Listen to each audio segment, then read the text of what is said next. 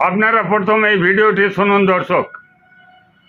রাজ্যের মুখ্যমন্ত্রী মাননীয় শুভেন্দু অধিকারী মহাশয় এই 3 মাস সরকার পরিচালনা করছেন।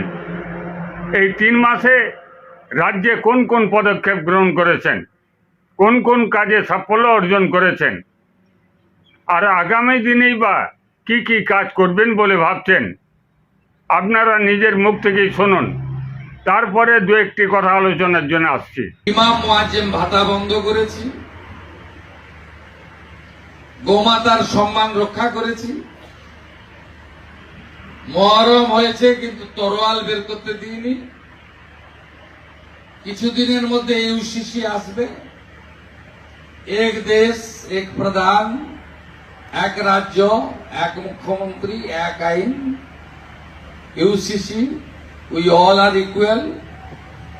তারপরে আর দুটো কাজ আমার বাকি করতে হবে, ধর্ম পরিবর্তন আর জমি কেনা বেচার ক্ষেত্রে আইন আনা। এই কাজও আমি করছি, ট্রাস্ট মি। আপনারা শুনলেন দর্শক, রাজ্যের মুখ্যমন্ত্রী মাননীয় শুভেন্দু অধিকারী মহাশয় মাত্র 3 মাস সরকার পরিচালনা করে রাজ্যে যে সমস্ত কাজে সাফল্য অর্জন করেছেন আর আগামী দিনে যে কাজ করতে চান সেই বক্তব্য আপনারা শুনলেন দর্শক। আর সেই কারণে রাজ্যের মুখ্যমন্ত্রী শুভেন্দু অধিকারী মহাশয়কে ধন্যবাদ জ্ঞাপন করছি।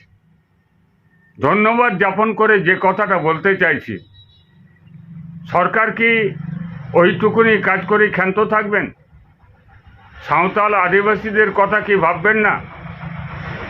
আমরা জানি বিগত 30শে জুন তারিখে হুল দিবসের মঞ্চ থেকে আমাদের রাজ্যের মুখ্যমন্ত্রী শুভেন্দু অধিকারী মহাশয় একটি বক্তব্য বলার মধ্য দিয়ে গোটা পশ্চিমবাংলার সাঁওতাল আদিবাসীদের আশ্বস্ত করেছিলেন। তিনি এই বক্তব্য রেখেছিলেন, পশ্চিমবঙ্গে এখন 16 জন নয় 17 জন আদিবাসী বিধায়ক আর 17 জনই ভারতীয় জনতা পার্টি।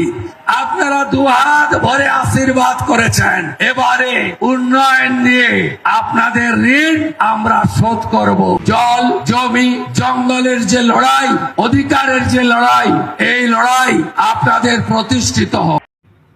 রাজ্যের মুখ্যমন্ত্রী মাননীয় শুভেন্দু অধিকারী মহাশয় হুলমাহা মঞ্চ থেকে গোটা পশ্চিমবাংলার সাঁওতাল আদিবাসীদের উদ্দেশ্যে যে বক্তব্য রেখেছিলেন, এই বক্তব্য শুনে গোটা পশ্চিমবাংলার সাঁওতাল আদিবাসীরা আশ্বস্ত হয়েছিলেন। কেননা গোটা পশ্চিমবাংলার সাঁওতাল আদিবাসীরা যে দাবিকে সামনে রেখে দীর্ঘ আন্দোলন সংগ্রাম করেছেন, কোনো সরকার গুরুত্ব দেননি, কোনো সরকার কার্যকরীর দিকে কোনো ভূমিকা পালন করেননি।